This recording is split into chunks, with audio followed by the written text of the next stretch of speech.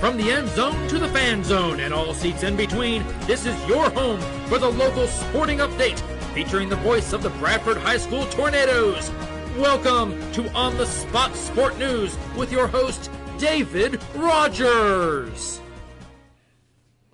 Good evening, ladies and gentlemen. Welcome to On the Spot Saturday Sports Special. I'm your host, David Rodgers, alongside Byron Bagwell and no Mitchell Gunner because he's racing. Hey, great to have you along.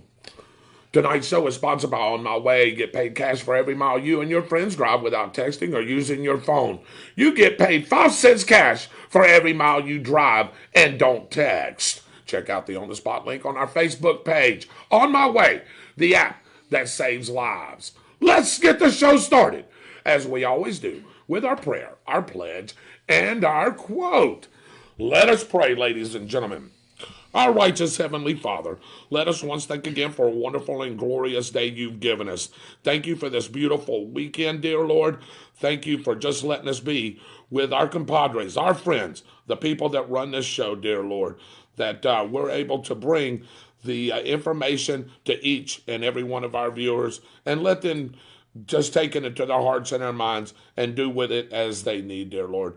Thank you for letting us live in the greatest country in the world today, the United States of America.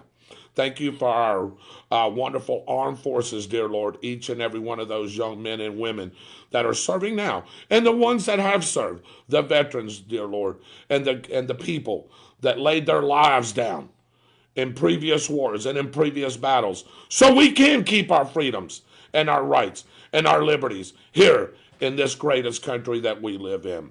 Bring them home, dear Lord, as you put a hedge of protection over those young men and women, and bring them home back to their families safely.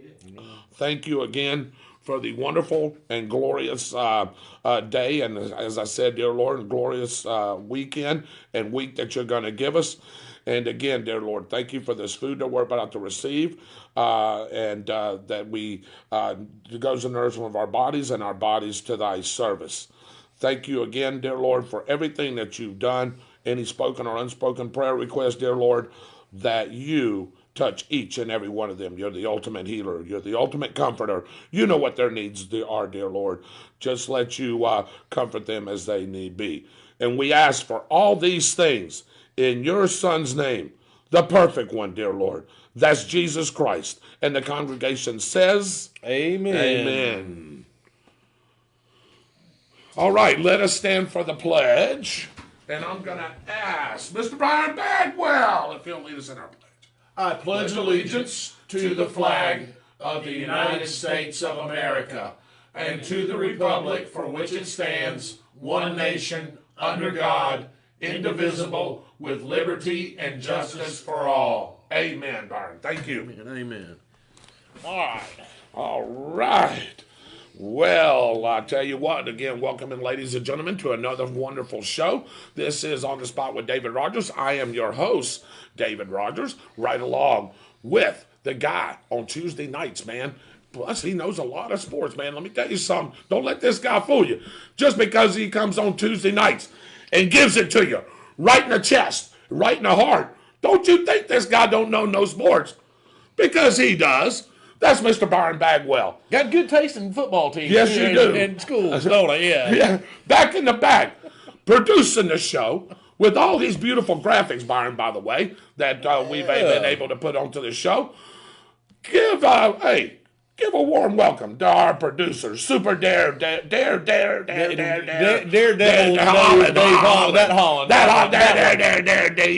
Holland. Say hello, Dave. Good evening, Dave. Now, that's easy for you to say. Yeah, just about 13 times it took me. And then, of course, our director. Hey, here he is. Also is going to do our weather tonight. He is the Dragon Slayer, Michael Heater. Say hello, Michael. Yeah. Good evening, everybody. Welcome aboard. And missing tonight, besides our weather guy, Austin Stevens, is Mr. Mitchell Gunner. You know where he's at? He's racing them, baby. I haven't heard nothing from him. Have you? I haven't heard anything from him either. Hopefully he's winning, and that's why he's not telling us anything. Yeah, there you go. And I'm telling you right now, I hope that he's going to call in and give us a little something tonight. Something good. Something. You got that right. So I've got a little quote for you. When people throw stones at you, you turn them into milestones. Do you know who said that? I'll give you a hint right there. You know how to pronounce his name? No. That would be Sachin Tendulkar. He's an international cricketer, captain of India's national cricket team. He's played a total of 24 years. That guy don't look like he's more than 18. No, he doesn't. Does he? Good grief. It's the curry. It is. It is the curry. It's the You curry. got that right. So I want to thank Michael Heater for giving us that quote and getting us that quote. But that's great. When people go back, Michael, just a second. When people throw stones at you, you turn into milestones. Great quote. I got one for that we're gonna use Tuesday night because we'll leave the. You want to tease them a little bit? No, okay. Don't even say that. No, I don't want to even say anything about this. All right. I want to welcome Lisa Terry, Raymond No, Vincent Tucker, and Shirley Bagwell and Todd Jordan to the show tonight. Welcome in, ladies and gentlemen. We've got a great show tonight. A lot of sports on the docket. And somebody just asked me what this is. Nope, it's not the same trophy from last week. We're going to talk about that here in just a few minutes, Byron. But we got an action-packed hour. Yeah. Got a lot to talk about in sports. You know, with everything that's going on in our great nation today, everything that's been going on, let's call it what it is, 4.5 years. 4.5 years. It's great to back off of that a little bit and talk about a little something different. A little bit of something different. What do you think? And sports is usually that outlet. Yeah. And I know you went fishing today. I'm going to ask you about that a little bit. Nice 5-pound, 11-ounce bass you caught. Yeah. So, hey, there you go. Nothing wrong with that. So we'll talk about that here in a minute. I want to welcome in Connie Wilson, Stephanie Smith, and Charles McKinney. That's on the line as well. Donna Souls is watching too, and so is Mary Salvatore. Good deal. Hey, don't go anywhere. We'll be right back with the Saturday night Quick and Dirty right after this. Here is your quick and dirty news update, sponsored by Harry Business Hairstyling, home of the $10 haircut, Deerfoot Village in Stark. And now, here's Saturday Night Quick and Dirty. Breaking news out of Bradford County. Right now, you're catching it first, ladies and gentlemen, right here. Breaking news out of Bradford County, where a corrections officer at Florida State Prison is recovering after a stabbing at the prison earlier today. Details are limited right now, ladies and gentlemen, but officials say the male employee was taken to an area hospital by ambulance around noon. Over to Lake City, where one person is dead from an overnight shooting at the Q-Time 777 casino located on East Duval Street near Cider Avenue. And no, I was never in that place. There is no active threat to the public regarding this incident. Anyone who may have information regarding this incident is asked to contact CCSO Dispatch at this number, 386-719-2005. Firefighters from High Springs, Newberry, and Alachua County battled a mobile home fire in the 24,200 block of Northwest 142nd Avenue near High Springs early this morning. There were no injuries at the 6:30 a.m. blaze, but the home was destroyed. Man. The Union County Livestock Association held its first swine show of the year this morning beside the IFAS building in Lake Butler on Southwest 84th Street. Children of all ages from all across the state and even from as far as north as Georgia competed. 2 Putnam County deputies received life-saving awards for their efforts at a shooting on November 1st. The victim was critically injured but survived thanks to the immediate first aid provided by the deputies who happened to be nearby when the victim's sister ran to them for help. The investigation is still ongoing. Now, here's your weather forecast. This weather report brought to you by Austin's Weather Service out of Keystone Heights. Find I want to welcome on in Facebook and have a detailed local forecast sent right to you. Now I want to welcome in, who's giving us the weather tonight, is our very own director, Mr. Michael Heater. Welcome in, Mike. All right. Hey, good evening, folks. Just a real quick update. A complex winter storm is rolling through the Midwest with heavy snow that's going to be building through the upper Mississippi Valley, heading right into the Chicagoland area. As you can see on the map, we've got some graphics that are moving in here. The local forecast, of course, we're going to look for some partly cloudy skies as we move through. Chance of rain moving in tomorrow night. Austin says we could see a few showers rolling through the area. Lows topping out into the mid-30s, but rebounding into the low 70s as we go through the first part of the week. Back to you, Dave. All right. Hey, thanks, Michael. I appreciate that. By the way, Michael, before we move on, I did want to ask you a couple of things there. I seen something on our graphic there. The north, up there, at the very north, aren't they getting like a winter blizzard up that way? Yes. 10 million people or 100 million something, they may be affected with outages and things like that? Yeah, absolutely. If you look at the graphic, we've got winter weather advisories being posted from the Pacific Northwest and literally stretching from Minnesota all the way to the Virginia, Delmarva Peninsula area. They're looking at snowfall in some areas, blizzard-like conditions. Winter storm warnings have been posted for the Chicagoland area, as well as areas of Virginia and West Virginia headed up towards D.C. High winds are going to be the major problem as you move a little bit further south into Texas, Oklahoma, and over towards the Wyoming, the Four Corners area as you move towards Nevada and Arizona. Right. But the highest wind gusts, looking at 80-mile-per-hour gusts, are going to be right around West Texas. Next week's temperatures, just give us a little, what are we looking at here in Florida, maybe the southeast region? What do you think we're looking at? Absolutely. Well, as we move through the forecast, again, on the local, you'll see where we've got, again, partly cloudy skies. We're going to see a touch of cold weather Monday night into Tuesday, borderline freezing. Wouldn't be surprised to see a little bit of frost. Temperatures will be rebounding again, probably by Thursday, Friday, back into the 70s. We're in that typical January roller coaster pattern. Austin says don't be surprised if we get a splash of rain Monday, Tuesday, and then as the temperatures start to rebound again, we could be looking at the potential for some strong storms next weekend. Wow, I'll tell you what. Go ahead, Byron. What's going to happen? It's going to rain. Yeah, I hear that. So, Michael, thank you again for that wonderful weather and that weather forecast. So, hey, you can catch your weather first right here on the spot with David Rodgers. So now, a twist on the unusual with a little sports history brought to you by our great media partners, WEAG, Eagle Country 106.3 FM, Chuck and Mary Kramer and Lynn Vellis, and, of course, the Bradford County Telegraph, John Miller, John Ryan, Elizabeth Tillman, Mark Crawford, and, of course, Cliff Smelly, which I seen yesterday. Here's what's the date?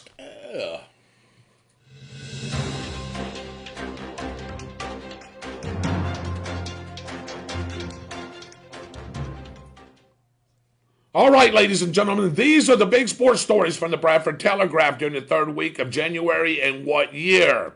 All right, listen closely. We got 4 of them. Keystone's Russell to play for former coach of St. John's. Keystone boys knock off top seed for championship. Union County boys beat Keystone Heights and earn a second seed. And the Bradford boys win their final home game. Was it January of 2008? Was it January of 2009, or was it January of 2010? Let me help you out. Keystone's Russell to play for former coach at St. John's. Keystone boys knock off top seed for championship. UC boys beat Keystone Heights and earn a second seed, and the Bradford boys win final home game. Was it January of 2008, January of 2009, or January of 2010? Byron, I'm going to read the first 2, and I'm going to let you read the last 2. Keystone Heights senior Kim Russell signed a scholarship to play volleyball at St. John's River Community College for Coach Scott Conkling, her former coach at Keystone Heights High School. The Keystone Heights High School boys soccer team won the District 5 3A championship with a 1-0 upset over Pearson Taylor, who was the number 1 team in the state that year. It was the 6th straight year the Indians played in the district championship and the second win in 3 years. The Union County boys basketball team rallied from a halftime deficit to defeat Keystone 51-42 in the final district game for both teams, giving the Tigers the second seed in the tournament play.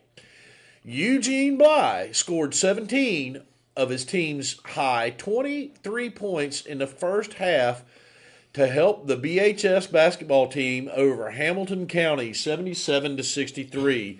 With the win, Bradford moved on to the District 3 4A tournament.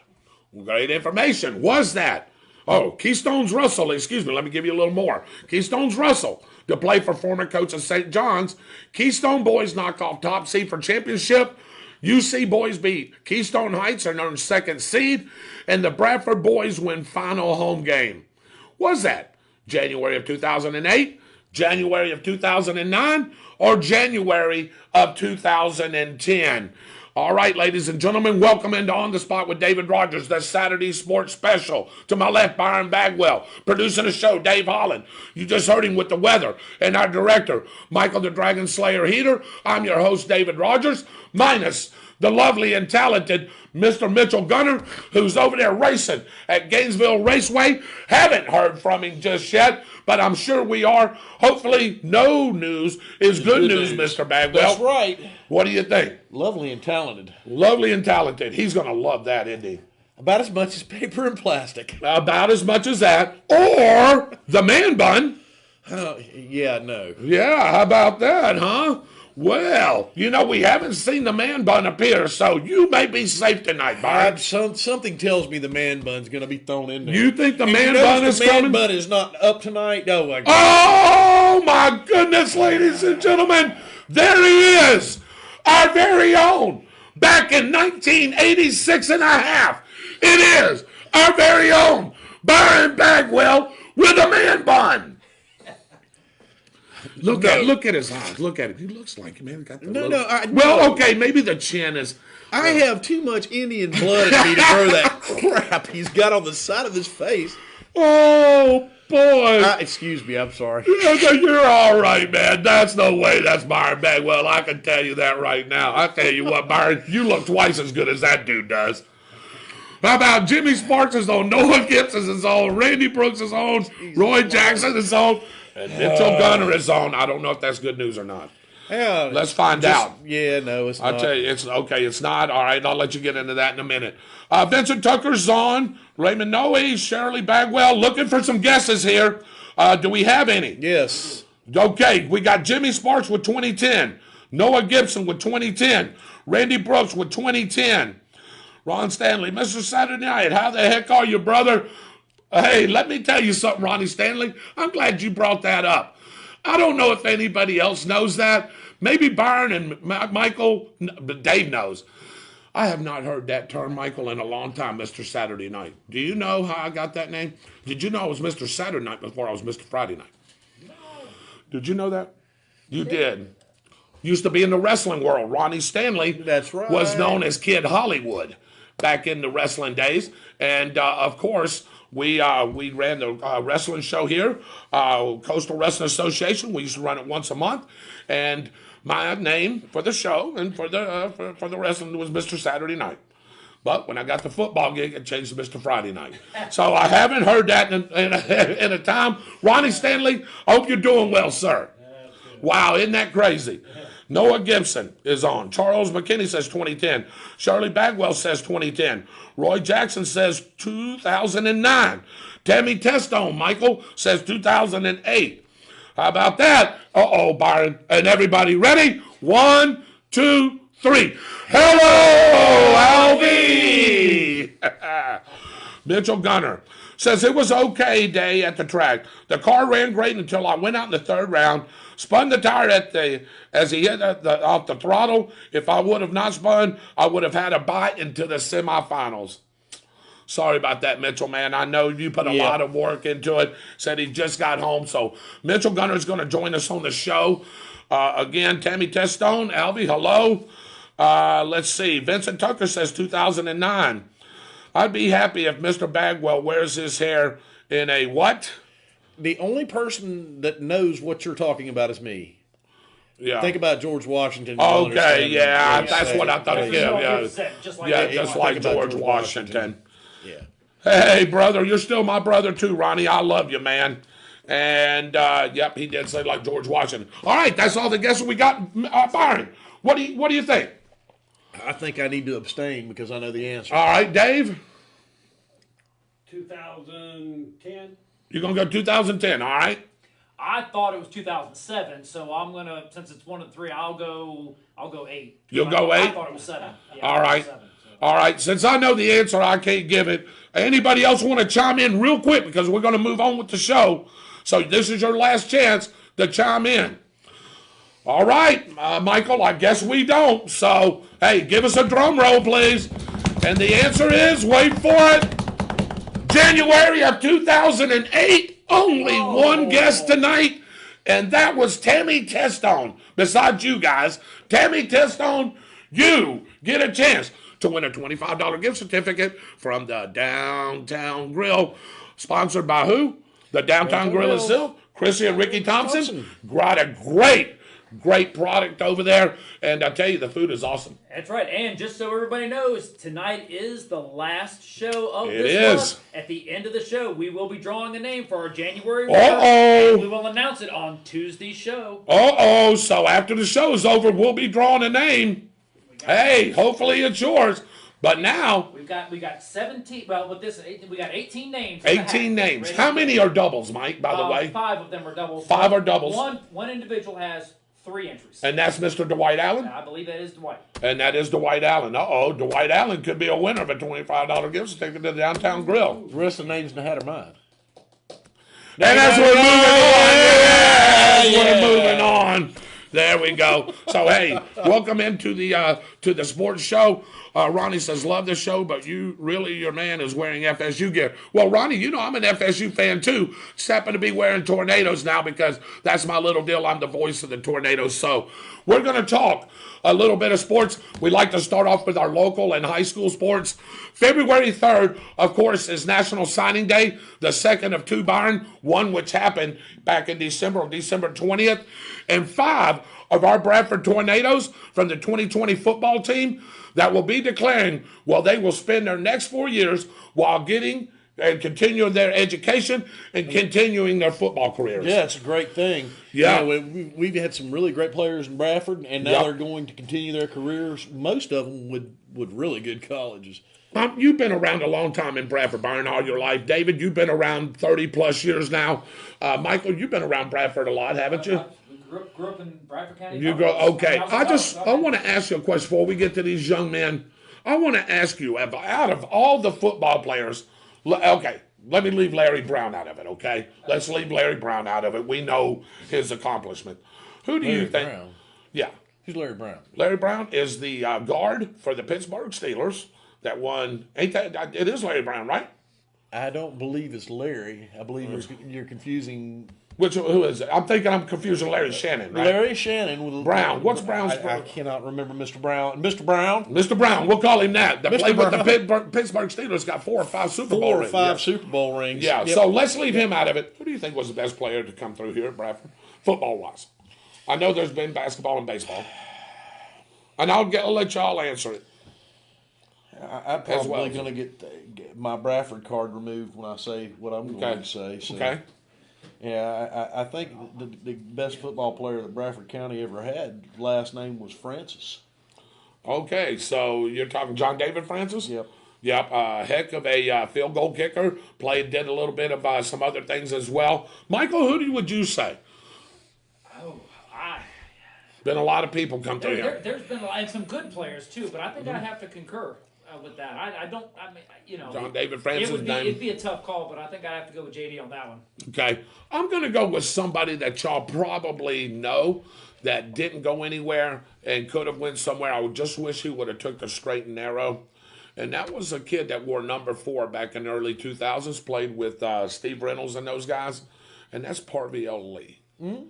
Parviel Lee was a great running back, had the physical tools, had the physical build, had the just a God-given ability. And unfortunately, people like Florida State was looking at him, Florida, Georgia Southern, a lot of teams were looking at him. And, sometimes life, Byron, catches you and doesn't sometimes always lead you in the right path, and now it's too late for that young man, but he's going to turn out and he's going to go the straight and narrow. That's for sure.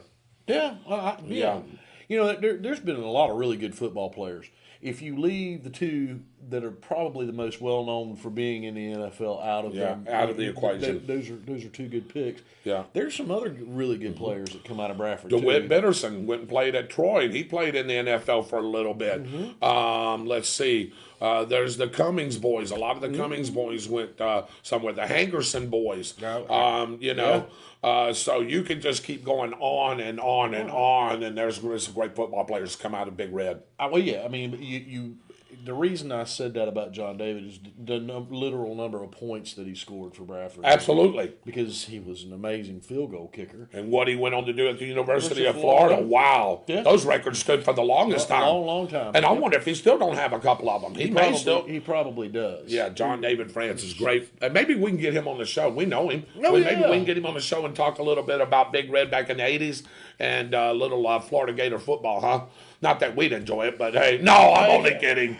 We at least can talk to him. Anyway, Pedro Carter, the quarterback, he's got offers to St. Thomas University, that's out of Miami, and Florida Memorial University out of Miami. David, those are Division II schools. There you go. Yeah, Division II schools, and they've got great programs. Pedro Carter did not get a chance to play this year. There was a couple of things that we know. We were trying to get some of his reinstatements back. He didn't even play all year. And this is as good as an athlete as this kid is. He's still getting Division II offers from two pretty good schools there, Byron. Yeah. So that's there you go. If you're an athlete and you're pretty decent, you're going to get some offers. A kid that I really like, I work with his daddy. We got to know real good. Very soft-spoken kid, even though he's 6'5", 290. That would be offensive and defensive lineman Levontre Daniels. He's got offers to Florida International, Division I school, and Valdosta State, which is a Division II school that has won the championship a couple of years in a row. Not sure where he's going to go. He really liked Florida International, but I think Valdosta State is probably maybe his pick, is what I'm thinking.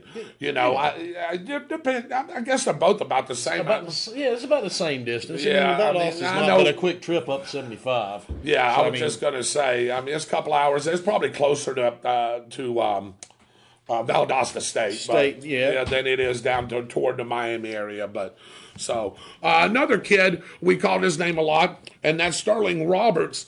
He is a linebacker, plays a little bit of defense, plays a little strong safety too. Has been up on the line of scrimmage for defensive line of scrimmage.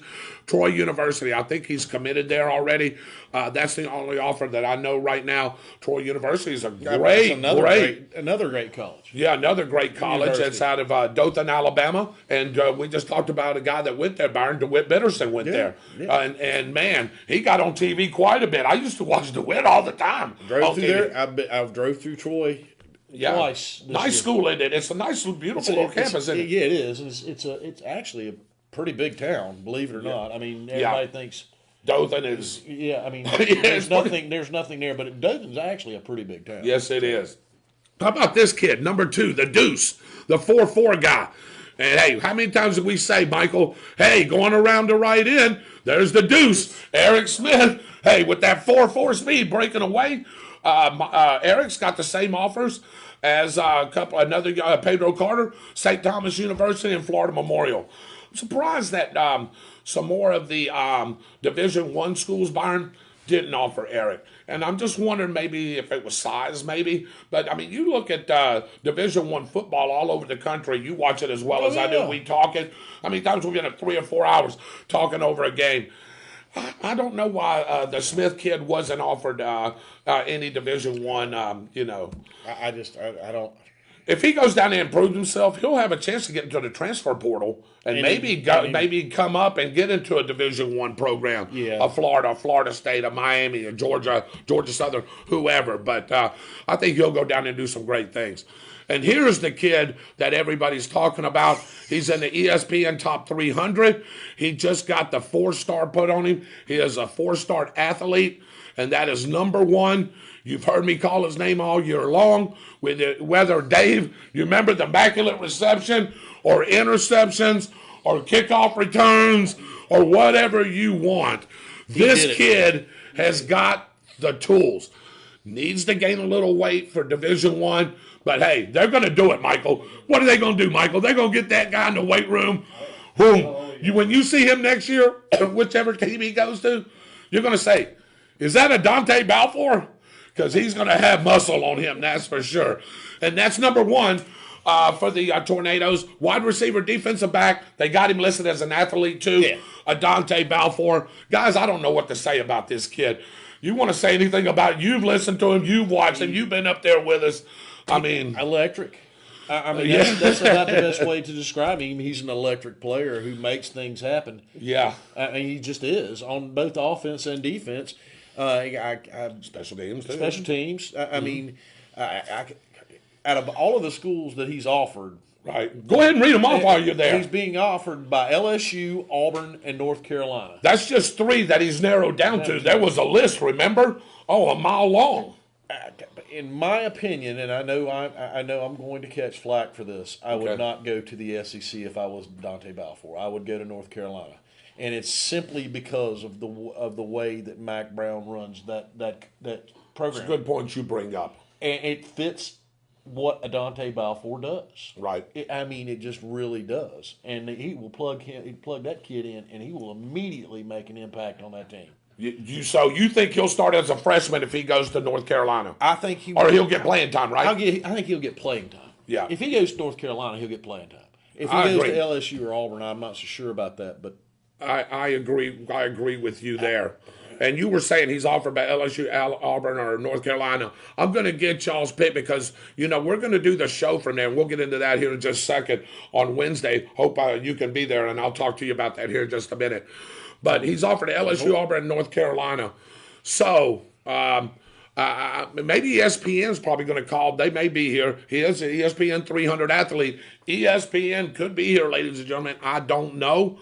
But with those 3 schools, Oregon offered him. There were several others. I mean, the list was that long. Oklahoma, all of them. So, except Florida and Florida State. But, that is so weird. Strange. Michael, why do you think, in your opinion, just in your opinion, and you've been to all the football games, you've listened, why do you think a Dante Balfour wasn't offered by Florida State? I think for the same reason why Byron is saying going to North Carolina. I don't think that level he plays, I don't think he fits into what they would envision him to be in the setups that they're doing. Now, I am kind of surprised because I really expected Florida State to go with this one because I thought he kind of fit into a good Florida State mold and would do very well with that one, but apparently Norvell feels differently in the whatever. But I think it's because they were looking for a particular thing. I think his size has a lot to do with it too. I think they were trying to find someone bigger. So I concur with Byron. I think he's a great fit for North Carolina. As much as I'd like to see him stay local, right. I think that he would immediately have an impact in North Carolina and would probably do very well there. Yeah, I tell you, and we'll get to those some of these comments here. We need to reply to. They are really good because there is several players they're talking about. Exactly, Dave. You've listened and you've heard me call out number 1 all year long. Hey, just an amazing and dynamite player, isn't he? Awesome. Yeah, speed out the yin yang here, and great we got kid this too. Great kid, smart kid. Hey, this kid has a 4.04 grade point average. He can get any of these colleges. Who cares, right? So I'm going to take my pick. And I agree with what you guys said a little bit. I think Florida may have been too deep in receiver. That they probably just didn't want to get this kid. And like Michael said, maybe his size and not getting as much to play. I am surprised, though, as Mike said, that Florida State didn't get him. Because Florida State, I mean, they've got these smaller receivers. They got big receivers, too. But they didn't really catch the ball well this year, Byron. And Mr. Balfour, has got great hands. If nothing else, he's got great hands. I just wonder if maybe he just wasn't on their radar. Therefore, they just, I can't speak for Florida State or any of the colleges.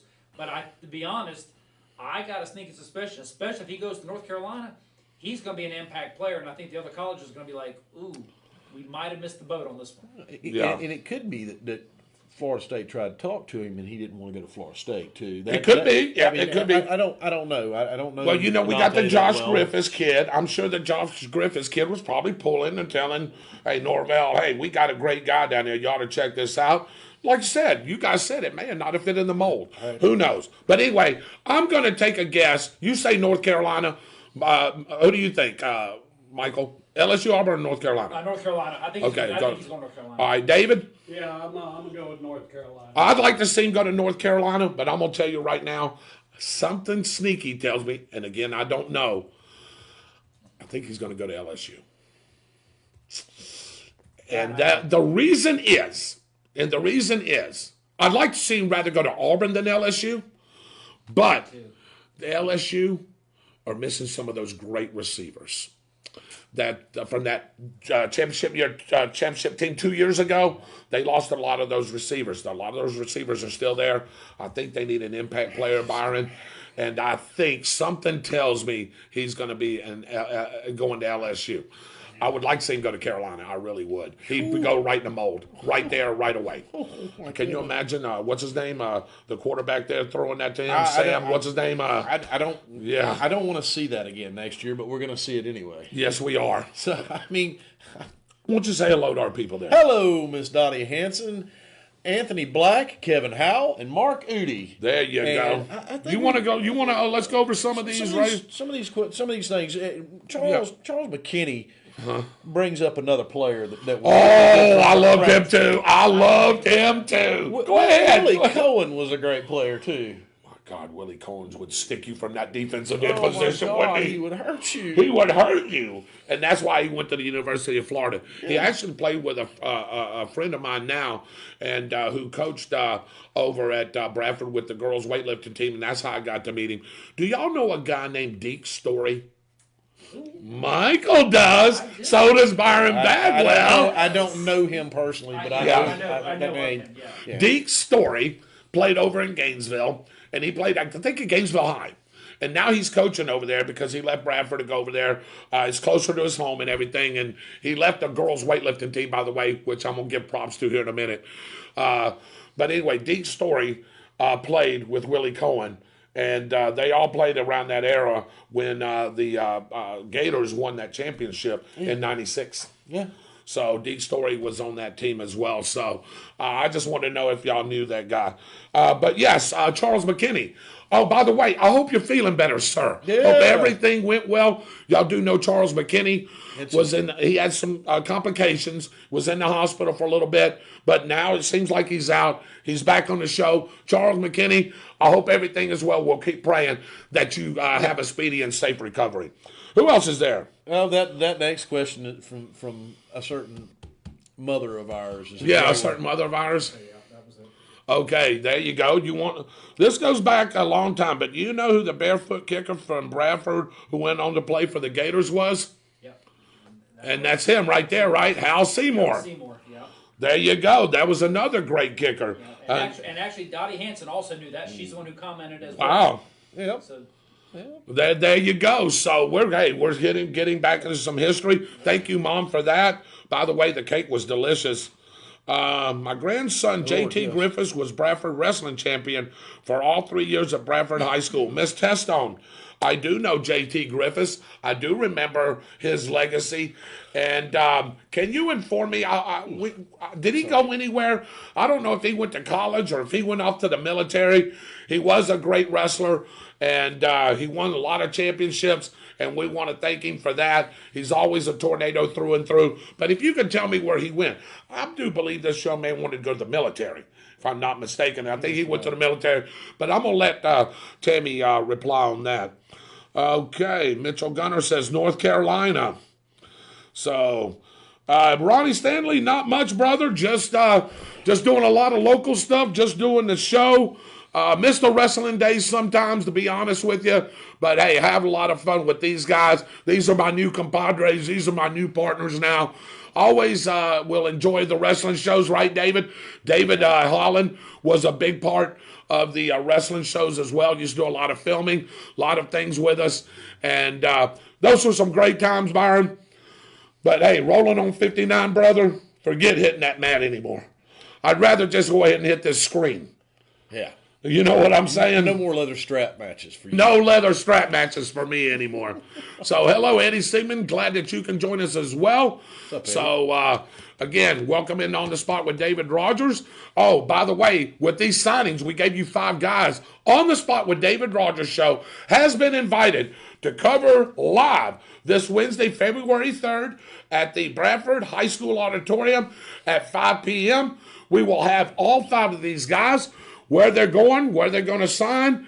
We'll be trying to get an interview with these guys as well, each and every one of them, as well with Coach Tomlinson and maybe some other coaches to talk about these young men. This is a big day in Bradford history here. One of the, we've had, like I said, we've had a lot of players. Everybody, knows and has named some great players. We can keep naming over and over. Sharon's on now. She says, start over, lots of laughs. You can go back and catch the show. I'm glad you said that. You can go back and catch the show after it's done in its entirety as soon as this is done on Facebook Live and on YouTube tomorrow night by 7 o'clock. Austin, Austin Stevens, our weather guy, he is our YouTube guru as well. He will have this show for you on YouTube tomorrow night by 7 o'clock. Yeah. What do you think about that, Byron? I think that's a good thing. Yeah, Austin does a great job for us, doesn't he? You get to see our ugly mugs go over and over and over again. Yeah, Ben, you know what they're going to see, that little corner shot of you in that man bun. No, I don't think so. Ronnie Stanley, man Dave. Bun. Yeah, man bun. Ronnie Stanley, Dave, you'll enjoy this. Ronnie Stanley said, a great group you have there. I'm really enjoying the show. Thank you, Ronnie. We enjoy having you. You can catch us each Tuesday night and Saturday night right here on the spot with David Rodgers. You do remember Ronnie. You remember Dave Holland, don't you, Ronnie? Kid Hollywood is what we used to call Ronnie. Come out in his garb from L.A., from Los Angeles, California. So, did you know that Byron played tennis at Oak Hall on the team? We did, Mom. By the way, yes, he did. Byron was actually a pretty good tennis player. Won district, right? Won districts in my senior year, and actually ended up playing the Nick Bollettieri Academy at State. Right. And looked amazing in the miniskirt.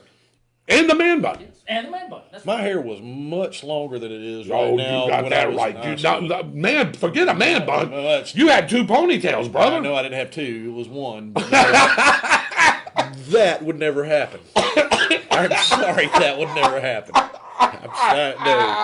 I'm okay with long hair, of course, because I've got it. Of course. But that, no. No, man. As you can see, going across our lower third there, what we call the ticker, we've got information that you can read upon. We've got the weather up there, of course.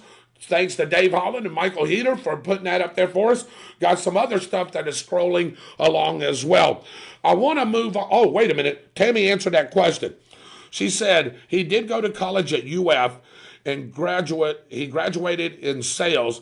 He just bought his first home in Trenton with his soon-to-be wife. Outstanding. Good. Went on to, got his degree. It ain't always about professional sports. It ain't always about sports. Sure. Went and got his degree. Went and found him a nice girl. Getting married. Going to buy himself a home. As you always said, isn't that the American dream? It's the American dream. It's the American dream right there. Yep. All right. Want to congratulate our Bradford High School girls weightlifting team on winning the regional championship. There they are right there. Last week, I had a district trophy up here. Now I've got a regional trophy up here. And let me tell you what, these girls are just absolutely outstanding. I don't know what it is, Byron, about this sport in particular. These girls root each other on. It doesn't matter if you're from Palaca, or if you're from Pedro Menendez, or if you're from Daytona Beach Seabreeze. They don't care. They want you to get that lift. It's the only sport, Byron, besides, I guess, boys weightlifting, I guess, where you're rooting for the other person. Why is that? Why do you think that is? I've asked Autumn that. I have no idea. Mike, do you have any idea? I think it's the camaraderie. Is it something about the women? I think it's the women, but I also think that it's an opportunity it really forces you to bring out the best in your own performance, and people tend to perform better when you've got everybody rooting you on, regardless of what it is. That's a great point that you bring up. And I'll tell you what, hey, let me just give you some of our girls here. We had 13 girls go to this competition, and I'm going to read you off how they go here. Michaela Cooper finished in 4th place and got the team 3 points. Haley Crawford finished in 6th place and got our team 1 point. Takira Backen, we call her T, she's come in 1st place. She's an automatic state qualifier. She got us 7 points. We call her Takira. Of course, I like to call her T, or Fifi, if you're watching Fifi with Autumn. We'll get y'all on the show one day. Where is Fifi? There she is, over there to the right over here. She's the girl over here with the headband. Bree Jordan, also, Brianna Jordan, 1st place, automatic state qualifier. She got 7 points. Bree's over here to the left with the blue ribbon. Jessica Traylor came in 3rd place. She got us 3 points. Gabby Oliver came in 3rd place and got us 4 points. Liberty Harahas came in 2nd place and got us 5 points. And then the rest of the girls from there did not finish in the top 6. But, hey, finished pretty good. Most of them were between 7th and 10th. And that was Bray Ponce, Kennedy Polk, Raven Ford, Kirsten Hodges, Delaney Gibson, Zaya Thompson, of course, Hannah McFarland, who couldn't lift with us this year. She was our manager. We got a total of 31 points and was regional champs. So let me tell you a funny little story, too. Hey, Michael, Dave, Byron, everybody that's listening, we go over there, right? So we're looking. Dave showed the film. So I think the 2nd place team got 27 points. We got 31. Let me tell you something. Do you know Union County had the least girls to go over there with 3? And they were in 3rd place with 21 points. Wow. Because all their girls finished 1st place in their weight class. So we've got 3 girls from, for sure, from Union County going. We've got 2 of our girls. There's 2 or 3 girls from Keystone Heights. And we may have 6 more. In this area, Byron, 3, let me see if I'm answering right, 6, 9, 30, about 12 or 13 girls from those 3 schools could be representing us in this area over in Live Oak, Swanee for the state championship. Tri-County. Hey, they all took a picture together, David, and I wish I would have showed you that. Michael was talking about the camaraderie between those girls, and he's spot on with that, I think. They all took a picture together and were just hugging on each other and loving on each other, and that's what they're supposed to do. But I want to thank our girls for the job they did. Here's a trophy right here. Hasn't been done by our girls ever as far as a regional championship. They used to just take districts, and districts would be automatic qualifiers, but not no more. Now you got to go to region. All right. So that's our team there. Of course, that's my beautiful daughter there, one of the coaches there. There's both of the coaches as Adrian Mosley and Autumn. And, of course, that's our team right there. And all those girls, Michael, there's only one senior on the team. All those girls are coming back. All those girls are coming back. Yeah, so one senior. Liberty is the only senior. Everybody else is coming back. They all did a magnificent job. So, Autumn is watching. She goes, woo, yeah. You got that right. Autumn, I'm going to have you and T come on to the show maybe next Saturday, and we'll talk about the state championship that we're going to be in. Plus, we'll know some of the other girls that are going to be on too. But I do want to congratulate before we move on Union County girls for what they did, and the Keystone Heights girls for what they did, and of course our girls for what they did. At the end of the day, we're all one. You know what I mean? We want to root for, even though we're what? We're rivals. We want to root for our own. Hey, if your rival beats you and they can go on the state, I'm going to say, hey, those guys are the one that beat me. You know what I mean? We could have been right there. State champion? I don't know how you feel about it. That's just set with Florida State. I can't do it. I can't do that too. So. And there's a couple of schools that and there's, I'll stop. Yeah, you'll stop. You know how I feel about a couple. Yeah. So anyway, that's old. rivalry stuff from the '80s. So I'll leave that one. I'll leave that one in the '80s. Hey, Autumn, is Fifi on? Is T on? Takira? Let me see what she's got to say. I hope she's on too. So we're going to move on from that for just a second. Regional boys basketball. The Eastside boys basketball team overcame an early double-digit deficit to beat defending 1A state champion Hawthorne on Friday, 62-61, Byron. Wow. Omar Brown scored 22 points to lead the Rams, who won their 15th straight game and improved to 18-1 overall. The Hornets fall to 9-7. Wow. Wow, that's a good basketball team. Yeah. The Gainesville Buchholz boys snapped a 12-game losing streak in the head-to-head series against Gainesville High School, winning 65-61. Speaking of the arch rivals, right? There you go.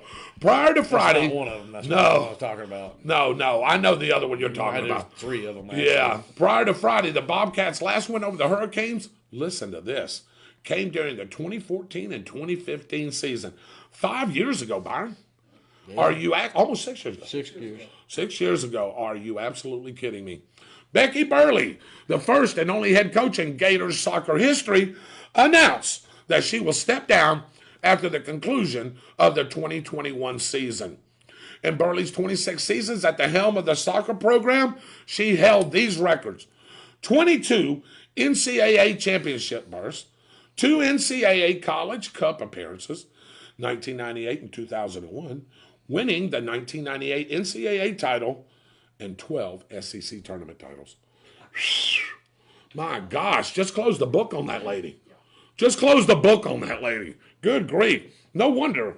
But, Florida State soccer program is starting to come up, and them in Florida are battling it up a little bit. A little bit. Just a little bit. So, we need this lady to step down so maybe we can start kicking their rear end. You got jokes tonight. Yes, I do. University of Florida fullback, football. I'm used to seeing FB as fullback. I like that. University of Football offensive coordinator Brian Johnson. We're going to get ourselves in trouble tonight. Yes, we are. Is leaving the program to coach quarterbacks for the Philadelphia Eagles, and the Gators have promoted defensive analyst Garrick McGee to an assistant head coach. How about that? Assistant coach. So that's a good move there. With all these moves going on in NFL, college, you're going to see things like that. What I find interesting is that a number of colleges are moving analysts into coaching positions. Now, that's not just here in Florida. That's actually happening in several of the Division I and Division II schools. Yep. Because the analysts are the ones that's actually gathering the information. They're observing everything like that, and they seem to fill that role more naturally than bring someone from the outside because they already have a working knowledge of the team, the plays, and everything that they've already started to develop. Yeah, I agree with that. Byron, you got anything to add to that?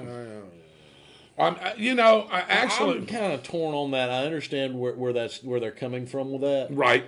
But I want somebody that's got some offensive coordinator experience in that position. Yeah, I just do. Yeah. Well, and again, go back to that, and the Gators defensive analysts get. Now that doesn't necessarily say he's become the offensive coordinator.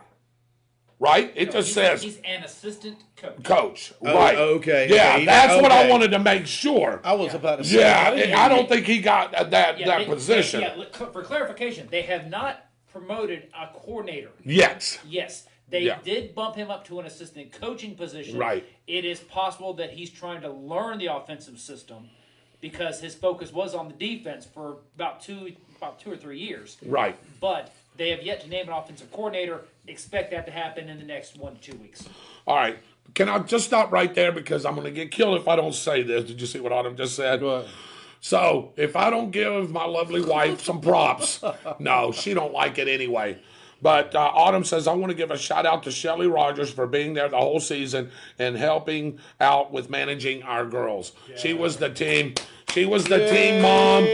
She was the team mom, and she was also the team administrator as well. Go back up because Autumn says that PP says, hey, Dave, and she is willing to come on the show next Saturday. Now, next Saturday, of course, is our big Super Bowl. Bowl game. Right. So we may have to put that off or so. But they're going to come on the show. And Maybe I we think can that'd be great. interview them at the beginning of the show and then put the rest of the Super Bowl show. Let's Whatever do you that. wanna do that. Yeah, that would be a No, great we- opening for the show. That'd be good. Yeah, maybe we can.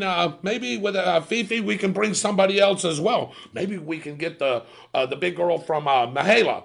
Well, I think from Union County. Maybe she could come on too. Come on. Yeah. Don't forget, we're going to be broadcasting live from Fun Point. From Fun Point. Next yeah. Saturday night. Autumn and her will love that. Albie says good night. It's time for bed. Good night, Albie. Mom says good night, gentlemen. I guess enough sports for her tonight, huh? Yeah. Yeah. She only listened to us talk sports for so long. Yeah, but I think she liked the Bradford County stuff. Oh, she liked the Bradford Yeah. County stuff. And if we were talking about more Gator stuff, she would probably still be up. Well, she'd better not go to bed yet then. Well. University of Florida's Kyle Trask won the 2021 Earl Campbell Tyler Rose Award, presented annually to the nation's outstanding Division I college offensive player who was either born in Texas, graduated from a Texas high school, or played at a Texas-based junior college or four-year college. Now, Kyle Trask, did you know he never played until he got to Florida? That's correct. Do you know who he backed up? I do. Okay. I think I do. Do you? All right. Who did he back up? The starting quarterback? The starting quarterback. Well,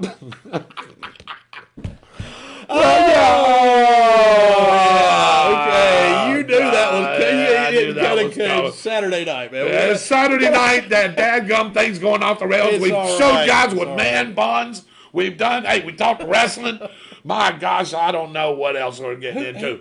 So, Kyle Trask. Okay, Mac Jones. You do know is from Jacksonville. Jacksonville, right. Yeah. So he played for Mandarin, I think, and when Mac they won the Jones? Class 8A championship, Mac Jones did. Yeah. So, or did he play for Bowles? That I don't Wow, know. Michael, it's either Mandarin or Bowles. It maybe is Bowles. It maybe was Bowles.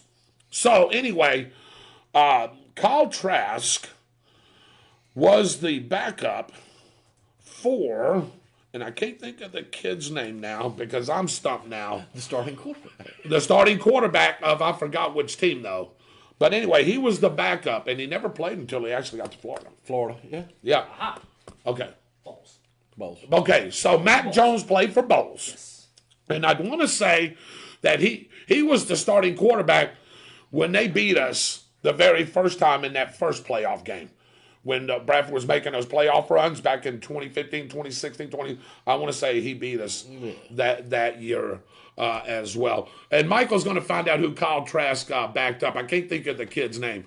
But Florida State is opening the season at home against Notre Dame and closing the year with a rivalry football game. I'm glad it's back against those pesky Florida Gators as the Atlantic Coast Conference segues back into a normalcy in 2021. Thank God. Thank you. Something back original. The ACC released its full schedule on Thursday with things back to normal from a football scheduling perspective. The conference is back to two divisions with no Notre Dame and plans to open the season over 5 days beginning Labor Day weekend. Now, you're saying, why do we have Notre Dame on the schedule? Because Notre Dame is an independent. We owe them a game from last year. From last year. Yeah. Even though they were ACC opponent, we still owe them that game, whether they went back to independent or ACC. Yeah. Are we sure the People's Republic are going to allow that at the end of next year? Well, I don't know. Let's find out, though. So, November, let's see, here we go. Florida State Seminole schedule. So, September the 5th, that's actually a Sunday game, Byron. That'd be the only game on. It's going to be Notre Dame coming to visit those much improved Seminoles. People's going to go, are you crazy? They ain't done jack. Well, I see what they've gotten in the transfer portal. I see what they've already done in recruiting, and we still got this recruiting period. I'm telling you right now, Florida State, Michael even said it, they will be a little bit better for sure. I don't think they're a national championship team by no means, but I'm looking, Byron, 8, 9, maybe 10 wins. I think you'll see the flashes like what we saw in that Carolina game this year. I think North so. Carolina game. I think you'll see that, and I think they'll win more games this year. Yeah. That Notre Dame game will be interesting. They lose players. After that, it's Jacksonville State at home. Jacksonville State's given us it before, but I think we should win that one. Then we're at Wake Forest, Louisville, Syracuse at home. That's on the 25th and the 2nd. Then we've got to go and pay back a little bit, or we're going to get a payback, especially if Mr. Balfour goes there. October the 9th at North Carolina. That will be a game there. Then we got UMass, Division I AA school that's going to come visit us. Then October the 30th, Michael, guess what? We get to go visit Dabo Swinney. Yeah, buddy. Oh, at Clemson. North Carolina State, Miami. Boo! At home. At Boston College and at Florida. We got 7 home games, 5 away games. Byron, the schedule's tough, but it's manageable. What do you think? Just what you've seen in the transfer portal, just what you know, what you've seen. We know we've gotten rid of some of the bad apples, some of the kids that didn't want to be there. So what do you think? I think they're going to win 9 games. That's what I say. I see maybe 2 losses here. The first game scares me, but I think we're going to pull that off somehow. I think they're just going to be fired up in Tallahassee. I don't know about Clemson, brother, to be honest with you. Not going to beat Clemson. No, unless I see something spectacular, we're not going to beat. I think North Carolina is going to give us a fit, and possibly Florida. You said I skipped over Miami. Why is that? Because let me tell you something. That was not a Florida State team that you seen that got beat 51-13 over there and down in Miami. We owe them some payback. So how they play like that and then turn around and beat North Carolina like they did. Yeah, that's exactly right. So, all right, Michael, do you have Florida's schedule by any chance? Or can you get Florida's schedule? Who cares? While he's doing that, I'm going to go out here. And Howard Smith, could you guys help with putting out my fundraiser? Absolutely, Howard. We'd love to do that for you. If you want to send us some information or if you want to send it over here right now, you can email us on the spot 32091 at gmail.com. Right. That's on the spot, Byron, 32091 at gmail.com. That's for anything that you want to talk about, any kind of fundraiser that goes on. And I tell you what, hello, we got some breaking news here in just a second right here as we're getting it across the teleprompter. Everyone stay safe on 100 by Hope Baptist Church. Police presence. I don't know what's going on. I can see it from my house. They've been here for a while. We're fixing to update you here right now, Patricia Baker, as you tune in to our show. In 2 years, they should be a college playoff team. Mitchell Gunner's talking about Florida State. Yeah. So, breaking news, Byron, right here. We always have it first right here on the Spot with David Rodgers. Bradford County Sheriff Department has one person detained following a traffic stop on State Road 100 near Hope Baptist Church. Deputies are searching the vehicle, and K-9 deputy has arrived on the scene.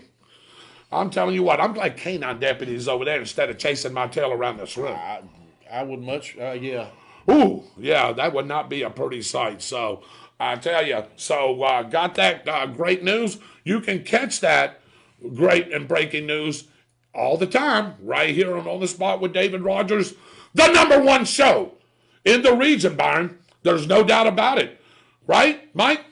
The #1 show in the region, I'm telling you right now, nobody does it better than our guys do it right here. Let's take a look at Florida's schedule. Back to some sports. Florida Atlantic in Gainesville. Should be a win. South Florida and Tampa. Oof. Maybe tougher than what thinks.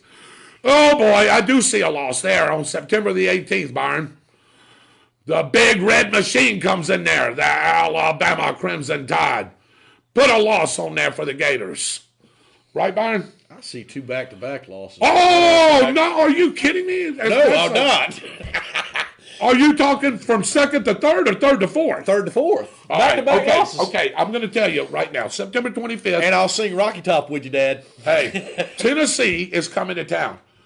Right now, Byron, I would have agreed with you if they wouldn't have fired Jeremy Pruitt. Oh, I know. If they wouldn't have fired Jeremy Pruitt, that dadgum program's in shambles. People are transferring out of there. It's not that program is worse than ours. I just like to poke the Gator. Oh yeah, I know. I was like, but that program's in shambles right now. They did hire Danny White as the AD, which is a good move by them, David. Really good move. Great move. Knows football. Let me ask, what do y'all think about Josh Heupel leaving Central Florida to come coach Tennessee? I'm iffy about this move here. Is that the best they could get right now? You're right in the middle of the football, recruiting cycle. You're in between spring practice coming up. I'm gonna be honest with you. Is that the best name they can find right now? My answer probably is yes. I would say so. I think had they thought this out a little bit better, they could have gone after some bigger names. Yeah, that were around earlier. I think they just they pulled the trigger and had to go with what you got, and that's what they got. See, if they would have pulled the trigger earlier, I think they could have got him a Steve Sarkisian. I know the Texas job is beautiful. There's a lot of money there. That's why Jimbo Fisher went to Texas A&M. But if they'd have pulled this a little bit earlier, I think Steve Sarkisian could have called his number, Byron. Well, and I'm going to be honest with you. If I'm Josh Heupel, I wouldn't have touched that job with a 10-foot pole in the condition that it's in right now. Yeah, I'd have been like, with all the recruiting violations and everything, they're probably looking close to the death penalty. No. So that's going to be tough. And I'm with you. I think I'd have stayed at UCF. So Patricia wants to thank the Bradford Sheriff's Department on a good job they always do. And Sharon Pettiprint, I forgot to say hello to you. The model is on. I ain't forgot about your $10 gift certificate either, by the way. Let's move on to Florida's schedule. Kentucky at Lexington ought to be an interesting game. Another loss. Okay. Vanderbilt and Gainesville, you can strike up a win there. Can't go even do that to them. You can't. Okay, yeah. So, all right. LSU and Baton Rouge, Florida owes them one from last year because Florida should have never lost that game. Yep. Then that's an interesting game. If Mr. Balfour may be on that team, what if he's chewing them up there? October 23rd is a bye week. Then we've got the largest outdoor cocktail party in the world. I don't care what anybody wants to call it anymore. That's what I call it. Florida-Georgia game. You strike up a loss there for Florida there on that one too? Yep. Okay. Yep. No, I'm going to be honest with you. I hope they win every single game they play except for the last game of the schedule. Oh, you'd like for us to blow that up for them? I would love us to blow that up for them. Because that would slam us right into the playoffs. Yeah, it sure would. South Carolina and Columbia, that should be a win. Samford, who cares? They'll win that. That's homecoming or something. Missouri, that'll be an interesting game. That's going to be that. You got to be careful because I'll tell you what's going to happen. They're going to be so focused on Florida State that I think they're going to overlook Missouri, and Missouri's going to bite them in the butt. Maybe you might be right. That game is in Missouri. And, of course, you got that annual Florida State game, which I hope is going to be better than the last 2 or 3 years' worth. That's all I can hope and pray for. Well, last year didn't exist. So No, it didn't. Chickened out. Eddie Sigmund says, I hope they lose them all. Is he a Florida State fan? He's a Georgia fan. He's a Georgia fan. Well, let me talk about Georgia's schedule. Well, here we go there, Eddie Sigmund. This ought to be, hey, let me say this. I'm going to use the word. This ought to be a hell of a game. Because this is probably going to be 3 or 4, or 4 versus 5, or 2 versus 3. Right out the gate, Michael. Good Georgia Lord. versus Clemson in Charlotte, North Carolina. Neutral field. It's like a Labor Day game. I'll tell you what, that's September the 4th. My goodness gracious. How much bigger can you get than that, Byron? Chalking Georgia up a loss? So, chalking up a loss. Well... Yeah, who though? I mean, Dabo's losing a lot of guys. He lost Sunshine. He's losing ATN. He can reload. We know that Ogogalele can play. So it's plug and play time. Yeah, for both of them. Yeah, that's true. For both of them. I don't know. We'll talk about that game. It's going to be a good football game. Yeah. UAB, that should be a win. That'll be in Athens, in between the hedges. South Carolina and Athens should be a win. Vanderbilt, who cares? Yeah, that should be a win. Arkansas and Athens. Don't lay down on Art, Kansas. Art, Kansas is a good football team. Yes, they are. And let me tell you, they got up and they bit some people this year. Don't let them fool you. That team's going to be a pretty decent team next year. Just as long as I don't have to hear Suey Hog or Suey Pig, Pig and all that, yeah. Whatever that is Suey. I'm good. Pig Suey. Pig Suey. That's it. Chop Suey? Chop Suey is what Georgia's going to make out of them, I think. How about Auburn and Auburn? That'll be a great football game. Yep, but Dante Balfour may be there at Auburn. Who knows? Kentucky and Athens, that'll be a pretty decent game. Then they have the same bye week as Florida does. Imagine that. And then they get to play Florida in the largest outdoor cocktail party. That'll be a good game, as always is. It always is. Who do you like there? You can tell me later. South Carolina and Columbia? No, let's go. Missouri and Athens. Tennessee and Knoxville. Shambles, Charleston Southern. Who cares? And then Georgia Tech at the end of the year. Georgia Tech will be much improved, but an ACC, so they were young. I'll tell you what, I don't know. What do you think? I think we'll talk more football later. Eddie said he's a Florida State fan. Okay. I thought he was too, but I thought he was a Georgia fan as well. Mark Udi, go Vols. At least we have a decent basketball team. We're 10-3.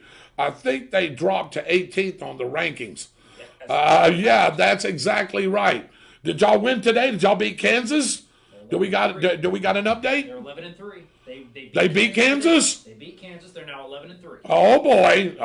Here we go. But let me talk, Dave, about those Gonzaga Bulldogs. Let me tell you what. If you haven't seen those guys play, the Gonzaga Bulldogs, coached by Mark Few, they're on the West Coast. They are in Washington. And I tell you what, they are a great basketball team. They play like some of the teams, Byron, that I've seen back in the 70s and 80s. That's the way they play. They can beat you with the three. They can beat you bringing the ball inside. And also, they play great defense. Ought to be a good game. The number 2 team in the land is those Baylor Bears. I just watched them kick the mess out of Auburn here today. Have you ever heard of a basketball team, David, Michael, Byron, that has 8 starters? Yes. Have 8 starters. Do you know why? Because the other 3 can start anywhere else, and even at Baylor. So they can rotate their lineup and start all 5 guys, and those 5 guys can beat you. It doesn't matter who it is. That is nasty. That is not even fair. We saw it in North Carolina and Kentucky and Duke for years. For years. Sounds like the Globetrotters. Yeah, it sounds like it. So those 2 teams are the number 1 and 2 teams in the country. You can see Villanova's 3, Michigan's 4, Texas is 5, Houston 6, 7th is Iowa, 8th is Virginia, 9th Alabama. They're going to drop. They lost to Oklahoma.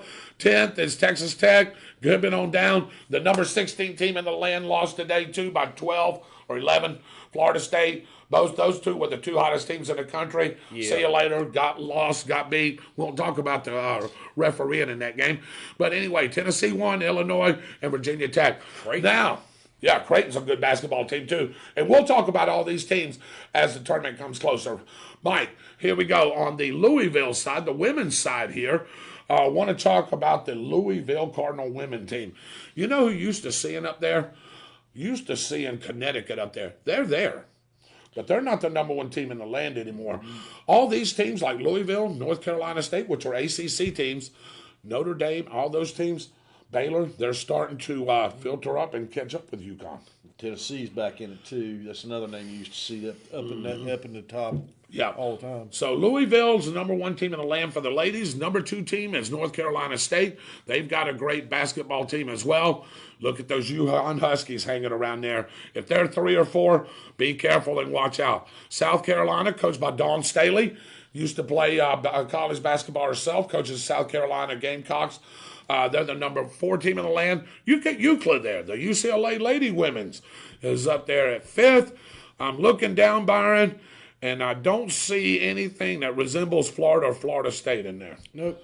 And I don't know why. They've all of a sudden fell off. I do want to reference the number 18 team in the country, and that's the Gonzaga Lady Bulldogs. They've got 2 teams in the top 20. South Florida is the closest thing that we've got in their 13th, Byron, the South Florida Bulls, Lady Bulls. So we'll see what happens there. All right. And some more news here as we get ready to wrap up the show. Go Gators. Anyway, thank you, Mr. James Mizell. We'll take a look here. I do got to, Byron, keep yours up. I do got to mention something. Oh, yes, I do have your fundraiser. Yes, we will get to that at the end of the show. So he was asking me about that, Michael. Yeah. So we'll get to that at the end of the show. I do have that, sir. Absolutely, you're right. I do. Former Jacksonville Jaguars quarterback, Episcopal coach, and News4Jax sports analyst Mark Brunell is heading back to the NFL. This time, David, as an assistant coach. Brunell is joining the Detroit Lions as a quarterback's coach. There, he will work under new coach Dan Campbell and attempt to remake one of the NFL's worst franchises. Brunell and Campbell were teammates for a season with the Saints when New Orleans won the Super Bowl in 2009. Well, Let me give you some information, Michael, David, and Byron. He's going to be without a quarterback because Matt Stafford says he's going to be going somewhere else. Yeah, going somewhere else. Yeah, he wants a trade. I don't know if Brunell is going to change his mind for coming or for doing that. I don't know. We'll see what happens there. I don't necessarily think so. I wish Brunell would have stayed in Jacksonville and worked with Urban Meyer. Somebody needs their. Yeah, I'll stop. Jacksonville has been go ahead for a long time. Yeah, go ahead. I'd like to hear your opinion on that. Why are we not keeping the people that we have in our community in Jacksonville that could actually help that football team? Yes. We get rid of all the players that have the rings and all the coaches that have the rings, and then we wonder why we are in the situation we are with that NFL football team. Yeah. And it makes me want to pull my hair out because it doesn't make any sense at all. Because he's part of the community. He was a head coach at one of the high schools. He was a great quarterback, has a Super Bowl ring, and you let him go to the Detroit Lions? Really? Because the Detroit Lions, what, Byron? They what? What's David's favorite word? Suck. Yeah, there you go. They have forever. They had one great player that they failed to build a team around for years. That was basically the best running back I've ever seen. Me too. And they've just been amongst a lot of great running backs. I mean, they had a great team with Matthew Stafford at one point. Byron, keep talking about that. I've got to get something. They couldn't win. They honestly, truthfully could not win, guys. I mean, you watched the what he did with the great wide receivers that they had, and they traded the wide receivers away for nothing. The team is terrible. Mark Brunell should be in Jacksonville as a quarterback's coach. And guess who else is leaving, by the way? Guys, did y'all know that Keenan McCardle is now leaving? He's not going to be a wide receivers coach. Oh, geez. You're talking about one of the greatest wide receivers to play the game in the last 20 years, and he's leaving as a wide receivers coach. That is just nuts. He can't control the people that they draft and now they turn out. The only thing he can do is coach them. So Jacksonville makes me aggravated when they do some of this nonsense. And you know what, Byron? You've hit it right on the head, and I couldn't have said it any better.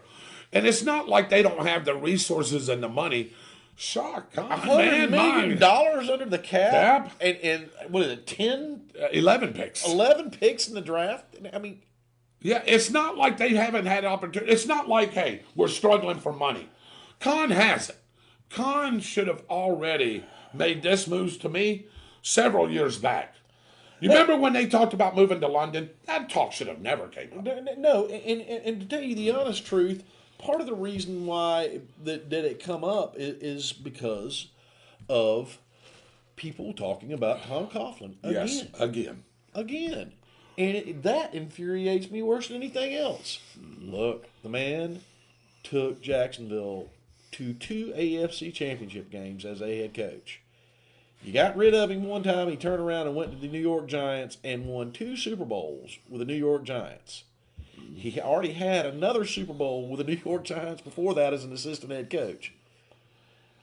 What are you doing? Why are you listening to players? That's what you're doing. You're listening to players. Yes, you are.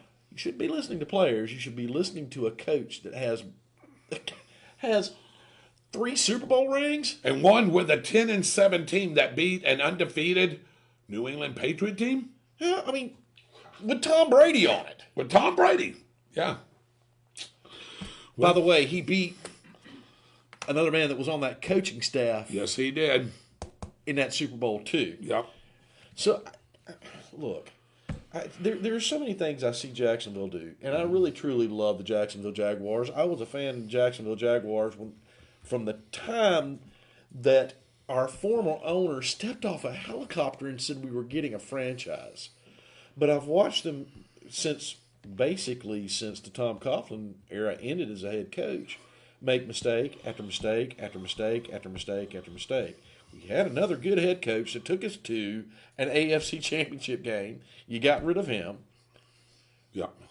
We should have been playing in an AFC championship game a couple of years ago. Now you get rid of that coaching staff too. Yeah. There's no consistency there. That's the word. That's the word. Don't have that consistency. You end up with problems. See, all right, and I want to get, and I'm glad you said that, because Billy Rayburg brings up a point. He says, I don't care who you're bringing to Jacksonville, they still going to lose. And I disagree with you there, Billy, in a way, but I would have agreed with you up to certain points because I kept saying the same thing, what you just said. Why do we pick these guys, or why don't we pick these guys? And we just seem to throw it all away. We got something going, and we get rid of it. Here's the thing that drives me insane about Jacksonville, too. We have a good quarterback. Blake Bortles was a good quarterback. He was not a great quarterback. He was a good quarterback. You put the right tools around him, and he wins football games. Yes, he does. But you can't do it when he has 6 different offensive coordinators and 1,000 different quarterback coaches. No player. And no offensive consistent line, too, by the way. I mean, there's no player can do it. Yeah. And then you get Blake Bortles sucks. There's no player out there, I don't care how smart you are, that's going to be what they need to be when you have all of that change going on in the coaching staff. Look, you please put some people in there and leave them, number one. And please, if you're a fan of Jacksonville, please understand that the NFL is not college football. You're going to lose football games. There are going to be bad seasons. You're going to reload with the right people, and then you're going to go back to being good again. Yeah. Period. Unless you're the Saints from the 60s, 70s, and 80s, or, and you take a look at what happened later on, they won Super Bowls.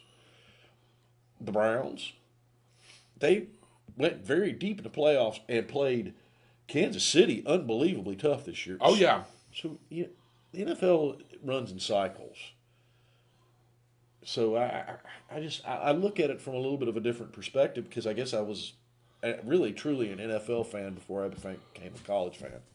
So. You bring up a good point. Raymond, no, yes, definitely Barry Sanders, Connie Wilson. Maybe they're leaving because they have a personality conflict with Con. That could be. We don't hear a lot of that. I don't think so. You don't hear Con say much of anything. Yeah. He usually lets those coaches and everybody and the GMs run that team. Again, could there be a possibility? There's a possibility of everything, but I don't know if that's toward the forefront. You know what I mean? I really think that the players that they drafted had a problem with Tom Coughlin's personality because he expected them to do what they say and expected to do what he told them to do, and they had a problem with that. Vincent Tucker said Jackson was on top of their game when they first formed back in the 90s, but have been degrading every year thereafter. And let me say this on top of that, too. Lions picked 7th overall picking a quarterback. Absolutely, I think they are. Last year, they picked up cornerback Jeff Okudah from Ohio State with the number 3 pick, and that's exactly right. I think they do go after a quarterback, but I will say this, going on top of that. Hey, Urban Meyer's, Michael David, has tipped his hand. He's going to go get your boy. He's going to get Sunshine. He's going to take Sunshine, and he'd be stupid not to. No, he wouldn't. And here's why. Okay. Here's what I do. Yep. If I was him, And Trade I was that first pick? I would trade that first pick. I thought about that too. And you know who the first person I would sign was during During the free agency? the guy you just talked about. Really? Yes, I would. He is an outstanding quarterback that's never had anything around him except for a couple of wide receivers a couple of years. You know what? And that brings up a very good point because I Yeah, we all think think he might actually be a really good fit. That would be. It would be a good Matthew, fit. Matthew Stafford would be a Yes, great it would. You Yeah. trade that pick, you get somebody's first round draft pick in the top 5 or 6 because they were going to want to trade up to trade up, right. trade up to get Sunshine. Right. It's also going to give you multiple, probably second and third round picks, and probably a first round pick in the next draft too. Right. So, it makes a lot of sense to do that because Matthew Stafford is a good quarterback when there are things around him, and there will be pieces, linemen in this draft that you could fix the line with. You're going to get line from the free agency. There's running backs in this draft that are great running backs, and there are great wide receivers in this draft too. You can fix your problems that you have if you do it smart. And you pick up a great quarterback that's already proven. I'm not saying Sunshine won't be a great quarterback in the NFL. He will. But Matthew Stafford is a great quarterback. If you watch what he did Right. over the long run with the Lions, he is a great quarterback. So, Mark, you're absolutely, when Tom left, it went downhill steadily, yes. Mark Goody, I think y'all said y'all boycotted the NFL. Absolutely, I did. Absolutely, I did. Hey, but as a sports guy, Mark, I have to do my homework. We all do with due diligence, and sometimes it's breaking down film or watching Sports Center highlights, whatever the case may be. That doesn't mean I'm sitting there watching every game, or Byron either, or Michael and or Dave. He said, "Will y'all watch this Super Bowl this year?" I will, and let me tell you why. And I know that's not boycotting the NFL. I'm gonna do that because the following show we're gonna do a breakdown on that. And I need to know. I need to see plays because y'all gonna ask me questions about the game. And if I go, Byron, I didn't watch the game. You know what I'm saying? I wouldn't know. I wouldn't know what to do. I have literally watched one NFL game this year. Mike, have you watched any? One. Have you watched? Honestly, have you watched any? I've watched 2. 2 games. 2 games. Well, 3. Okay, 3 because a certain somebody who's a huge Steelers fan. Right. You know, She didn't say she boycotted NFL. no, and she won't either. So- She's a bigger football fan than I am, and I didn't think that was possible before this season. I knew there Dave, had to have be you something watched wrong any with her. any games this year?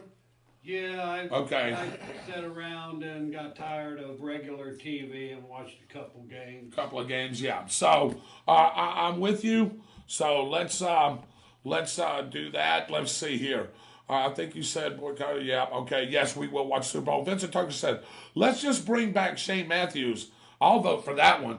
Let Shane Matthews quarterback. Well, Vincent.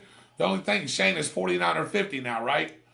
Yeah, I don't know if Shane can move around like that anymore. If you want to bring back a Florida quarterback to quarterback an NFL team, bring back a certain man that owns an insurance agency in Gainesville now. There you go.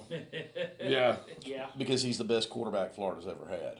there you go. And he should have been a good NFL quarterback if they'd have put him in the right system. Yes, he would have. Sure. All right, and we'll leave it at that. Hey, hang on a minute. All right. Super Bowl, real quick. We'll break it down next week, but Michael's already given you a little teaser about that. We're going to break down everything about the Super Bowl. Players, where they're from, how many years they've been in the league, all those stats. We're going to do all that for you. Hey, real quick, just for next week, a teaser. X Factor, next week's game between Kansas City and Tampa Bay in the Super Bowl. I know the Super Bowl is being played in Tampa. I know it's Tampa's home field. Give me a player. Can I give you 2? You can give me 2. I'll give you 2. All right. The referees Okay. and Las Vegas. And Las Vegas. Okay. David or Michael, give me a player. X Factor. My X factor is not a player. It's going to be that particular group. I think it's going to be a special teams that's going to really make an impact in this game. It could come into play the way that Byron said with Vegas odds, that sort of thing. But I think that special teams is going to have a major impact in this year's game. I like both of y'all's. I'm going game wise. Here's the X factor of the whole Super Bowl. You ready?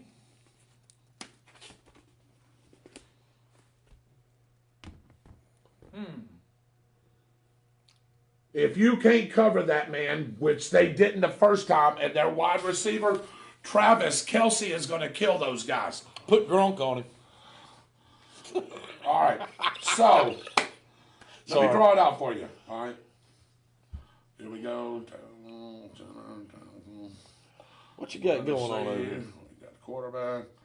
We got 1, 2, 3, 4, 5, 6, 7, 8, 9, 10. And we'll just line up a little tight end here. All right. So, you got your split end out here, your wide receiver. This is what we call our what? Slot. That's a slot receiver, right? Slot wide receiver. Here's your wide receiver over here. Yeah. Here's your tailback. Here's your boy. Yeah. Okay. What happens with Kelce is Kelce lines up, and not as your typical tight end. He lines up in the slot. He'll come out here to the wide receiver's position. He is not a prototypical type tight end. So what's going to happen is these linebackers, because of the spread of these receivers, because they'll go 3 wide on you, they could even slide him out here. This receiver, let's just say he runs a post pattern. Of course, the corner and the safety is going to go with him. You've got this receiver, let's say he runs a down and in. Okay, that cornerback comes up. You still got this safety out here. All right, what about this tight end? One of those linebackers is going to have to cover that tight end unless he's blocking, but that's going to bring that tight end, or that linebacker out here. And here's Kelce. You know what he does? He just runs right down this seam, and he sits right there, and Mahomes hits him there all day, every day. And then what he does is if he's got the Mike linebacker or the strong linebacker or the jack linebacker, which we call, they'll come out here to cover him. It's already a mismatch. Why is it a mismatch, Byron? Because he's fast. Right. Michael? Oh, yeah. So what he's going to do, look, Dave, he's going to juke this Mike linebacker or the jack linebacker, whoever it is, and guess what? He's running straight down the seam. Here's Mahomes. Touchdown, Kelce. That's where the X factor comes in. Well, David, Gronk can do it on the other side. Yes, he can. And he lines up. But he's not the athlete that Kelce is anymore. Well, no. Gronk will line him up in that same position or even from the tight end's position. Let's say this is Gronk, the tight end. He'll come out here.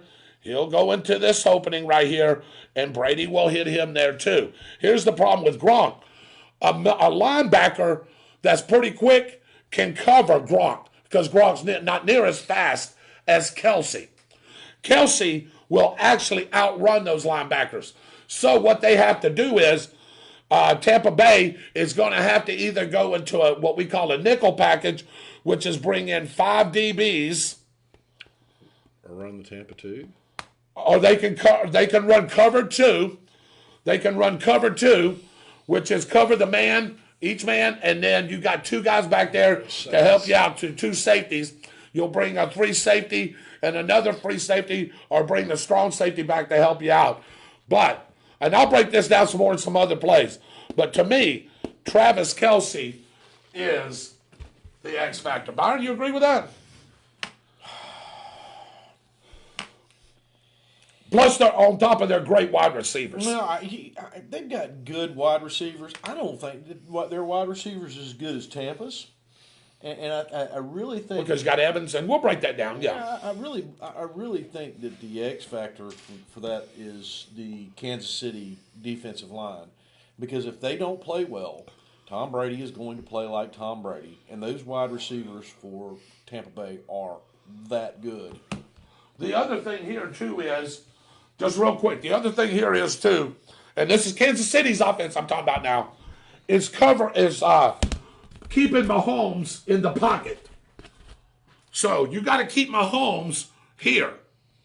If he starts running out here, good luck, because he's going to either pick up yardage on you, or when you run outside, that corner has to come up. That leaves that receiver open, and that's what Tyreek Hill did to him in the first game when they jumped down with 14-0. Tyreek Hill had 8 or 9 catches for 200 yards and 2 touchdowns right off. Tampa Bay came back and made the game close, but you can't let those guys jump on you like that. You got to keep Mahomes in the pocket. And we'll go over it. Me and Byron and Michael and whoever, we'll break down more plays. We'll have a bigger board, and I'll show you what both teams will do next week. And you could also have somebody come out of the middle of nowhere, out of the woodwork, and be the X factor in this game. Yes, you can. Like a running back that Tampa Bay has. Mm-hmm. Leonard Fournette, yep. I mean, it could very well How be. about Hilaire on the other side? It could. Well, the Leonard Fournette thing could very well be 4 yards in a cloud of dust, 4 yards in a cloud of dust, 4 yards in a cloud of dust, 4 yards in a cloud of dust. Right. All the way down the field. And all of a sudden, there's 9 minutes gone from the first quarter, and it's 7-0 in Tampa Bay, and Kansas City hadn't even been on the field, too. Right. Limit possessions is what you're talking. That's exactly what I would do to Kansas City. Yep. And then I would jam Kelsey on the line and their wide receivers on the line. Yeah, I agree. I would bring 2 people up. I would put a DB and a safety on those, and make them run split wide receivers like that, so you can actually get to a certain quarterback and harass him. There you go. A really great show tonight, gentlemen. Thanks for a great program. Here is our final thoughts for tonight. Arcade and restaurant that is bound to raise your spirits, are sure to please your taste buds, and the games will keep you entertained for hours. Fun Point Food and Arcade, 1100 South Walnut Street in Stark. Feel free to give them a call at 904-966-3380. Make a point to visit Fun Point. All right, guys. Thank you for a great show tonight. Wanted to thank everybody involved, my co-host, Mr. Byron Bagwell, Mr. Dave Holland, Mr. Michael Heater, and myself, of course, your host, Mr. Mitchell Gunner. Sorry about your race tonight. Sounds like you ran great for a couple of races. And I tell you, we'll see you back on Tuesday. Want to leave off on this. One of our viewers asked me if I'd talk about this, and I sure will. We got a fundraising event to help the family of Annette Miller, if y'all know her. She's a Navy veteran and vice commander of the Hawthorne American Legion Post number 230. Annette was shot and killed in a domestic violence situation, leaving behind 2 children, ages 3 and 1. And she was only, Dave, 24 years old. That is terrible. They will be having a barbecue pulled pork dinner with 2 side dishes for a donation of $12, or a pulled pork sandwich with 1 side dish for a donation of $8. Patrons can either eat at our American Legion post or get the orders to go. This event will take place at the American Legion Post number 230. That's 20370 Southeast Hawthorne Road, State Road 20, 1 mile west of Highway 301. That'll be from 11:30 until 3 p.m. That'll be Saturday, ladies and gentlemen, February 20th. We'll be talking about this again. Checks or cash will be accepted. Please make it out to the American Legion, noted on the side for Annette Miller Fund. All money collected will go toward Annette Miller's family. Please help us make this a successful event to help this wonderful family. Annette's mother is battling cancer as well, wow, and is trying to raise these 3 beautiful children. The event is sponsored by the American Legion Post number 230 in Hawthorne, Florida, the American Legion Post number 0202, Keystone Heights, Florida, and Hampton's Veterans Memorial Fund Incorporated in Hampton, Florida.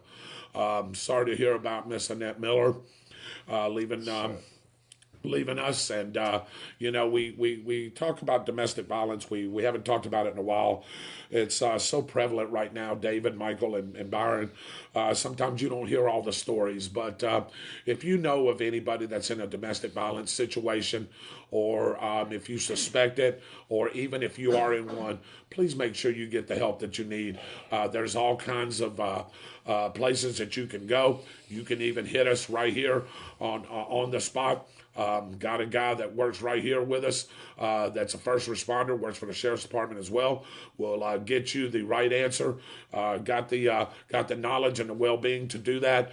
So if you're thinking of anything like that, please hit us on the spot 32091 at gmail.com. you will remain anonymous, and you can message each or any one of us. Again, we're trying to, hopefully one of these days, Byron, I don't think it'll ever end, hopefully we can somehow, maybe, I don't want to say put an end to it, but maybe reduce domestic violence situations. We don't never know what happens behind closed doors, guys. No, you don't. And, I just, before you get into that situation, if you're a guy, hey, look, before you get too heated, too out of control, just walk off. Just walk. Leave the premises. Go do what you need to do. Come back when you're cooled off. If you have to, bring the 30s, whatever you need to do to help protect you and your loved one or anybody else that's involved, especially children. Just walk away from the situation is the best thing to do.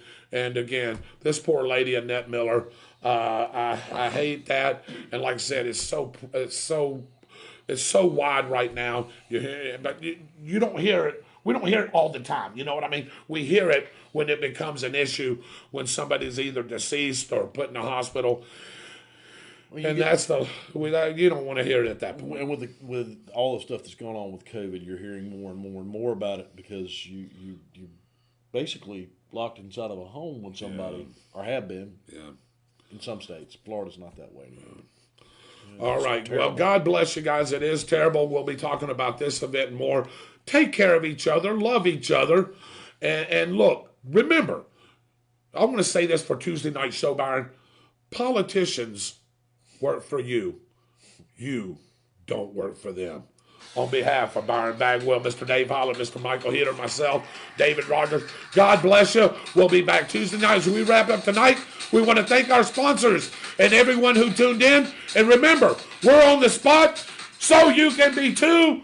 Good night, everybody! And infidels.